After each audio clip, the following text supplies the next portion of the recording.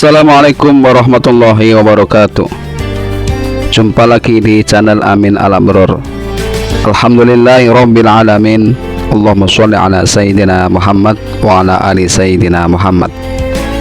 Bersyukur kepada Allah subhanahu wa ta'ala, bersalawat kepada baginda Rasul Muhammad sallallahu alaihi wasallam.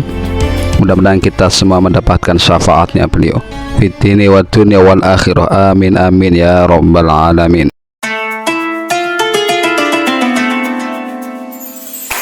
Kisah waliullah Abuya Demyati. Abuya Demyati adalah ulama dan guru tarekat yang alim dan warok. Nama lengkapnya adalah Kiai Haji Muhammad Demyati bin Haji Muhammad Amin Al-Mantani, yang biasa dipanggil dengan sebutan Abuya Demyati.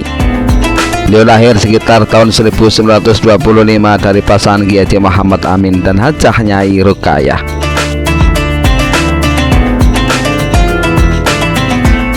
Sejak kecil Abuya Demyati sudah menampakkan kecerdasan dan kesolehannya. Beliau belajar dari satu pesantren ke pesantren lainnya, menjelajah tanah Jawa hingga ke Pulau Lombok demi memenuhi pundi-pundi keilmuannya. Abuya Demyati adalah seorang ulama karismatik yang dimiliki masyarakat Banten. Tidak sedikit masyarakat bumi secara umum mengenali beliau. Abuya Demyati yang mempunyai karomah, bahkan penduduk langit pun mengenali beliau. Kendati demikian, Abuya Demyati Banten seorang waliullah yang mampu menembus ruang dan waktu dalam sebuah hikayat yang mempunyai karomah. Ketawaduan seorang waliullah tersebut terlihat dari sebuah hikayat yang menceritakan seorang saksi mata semasa hidupnya.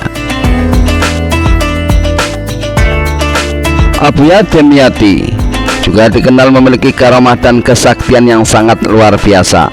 Tak heran jika beliau sangat tersohor hingga penjuru dunia. Bahkan namanya dikenang serta ditulis dengan tinta emas oleh sejarah hingga saat ini. Beliau adalah sosok ulama yang cukup sempurna dalam menjalani kehidupan agama. Beliau tak hanya praktek dalam ilmu syariat, namun juga setiap embus nafasnya selalu diisi dengan kehidupan tasawuf. Tak heran jika beliau dikaruniai oleh Allah subhanahu wa ta'ala sebuah karomah sebagai tanda kewaliannya,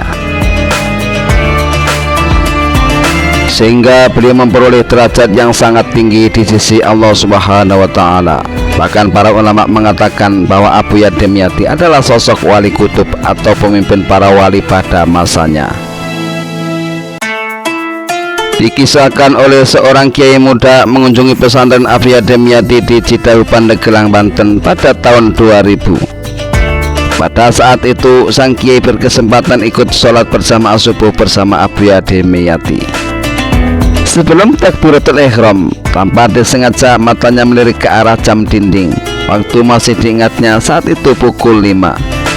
Ia pun lantas memulai sholatnya dan menyusul takbir Abuya Demyati. Sholat subuh berjamaah pun berlangsung. Suara merdu yang dilantunkan Abuya Demyati membuat para jamaah semakin khusyuk dalam sholatnya. Jika biasanya dalam sholat subuh setelah Fatihah, Abuya Demyati membaca surat At-Takatsur di rakaat pertama dan surat An-Nasr di rakaat kedua. Namun kali ini Abuya Demyati membaca surat Yasin pada rakaat pertama dan surat Al-Muluk pada rakaat kedua. Tentu akan memakan waktu yang cukup lama, terlebih Abuya Demyati membacanya dengan tartil. Jika diperkirakan sholat subuh akan selesai dengan memakan waktu 30-40 menit. Mengingat surat yang dibaca Abuya Demyati adalah surat yang terbilang cukup panjang. Belum lagi ditambah doa kunut serta bacaan dan gerakan yang lain. Namun kekhusyuan sholat bersama Abuya Demyati membuat para jamaah terlupa dengan hal ini. Singkat cerita, sholat subuh pun selesai. Lalu sang kiai muda tadi kembali menoleh ke arah jam dinding. Ia pun terkejut dan kagum, ternyata saat itu masih pukul 5:04. Luar biasa, sholat subuh yang seharusnya memakan waktu 30-40 menit, namun selesai hanya dengan 4 menit. Itulah seorang waliullah. Untuk seorang arif billah tak akan ada yang mustahil atas kehendak Allah subhanahu wa ta'ala. Bukan beliau yang tunduk kepada waktu, namun waktu yang tunduk kepadanya. Dalam kisah lain diceritakan ada seorang ulama atau kiai dari Jawa pergi ke makam Syekh Abdul Qadir Jailani. Ulama atau kiai tersebut merasa sangat bangga karena kehendak Allah yang menuntunnya sehingga berkesempatan berziarah ke makam Syekh Abdul Qadir Jailani. Sebab jarang kiai dari Indonesia yang berkesempatan berkunjung ke makam rajanya para wali.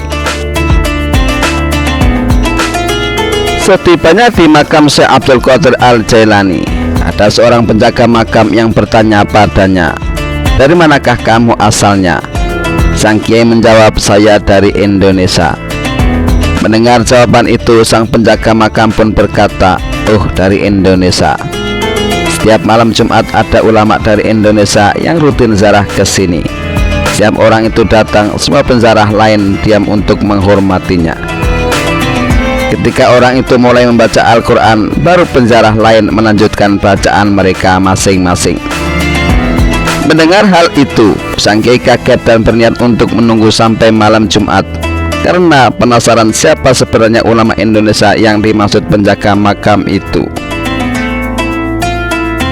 Ternyata pada hari yang ditunggu-tunggu ulama Indonesia itu adalah Abuya Dimyati Banten. Sambil terkagum, sang kiai terus menyebut nama Allah tanpa henti-henti.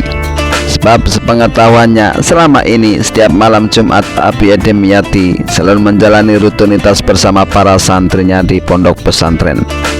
Luar biasa, itulah karomah seorang wali Allah. Ruh dan jasadnya bisa berada di berbagai tempat dalam waktu yang sama.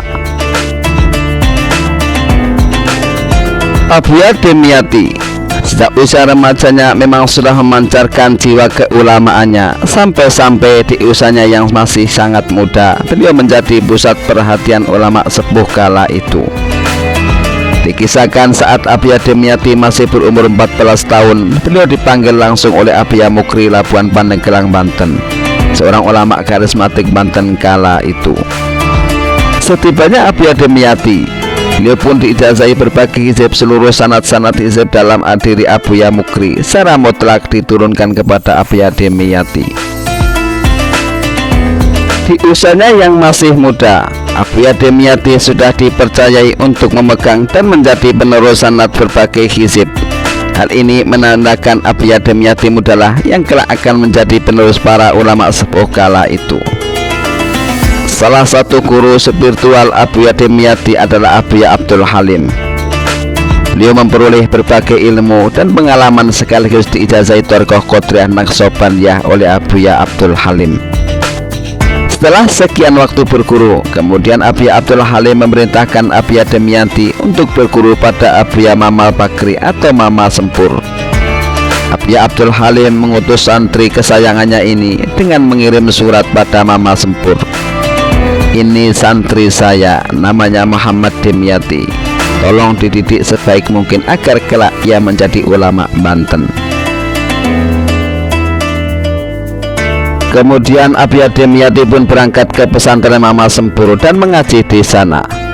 Singkat cerita, pada salah satu pengajian Mama Sempur bersama para santri, tiba-tiba Mama Sempur berkata kepada para santrinya, "Sekarang semua santri keluar dari majelis ini kecuali santri yang bernama Muhammad Dimyati dari Banten.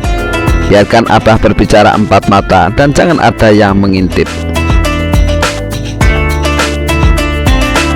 Setelah semua santri keluar dari majelis, tinggallah tersisa seorang guru dan murid, Mama Sempur dan Abuya Dimyati. Seketika itulah Mama Sempur berkata kepada Abuya Dimyati, "Azaztuka kulla kutubin." Saya ijazahkan kepadamu wahai Dimyati seluruh kitab yang sudah saya kaji dari guru-guru saya. Seluruhnya sekarang saya mandatkan kepada kamu.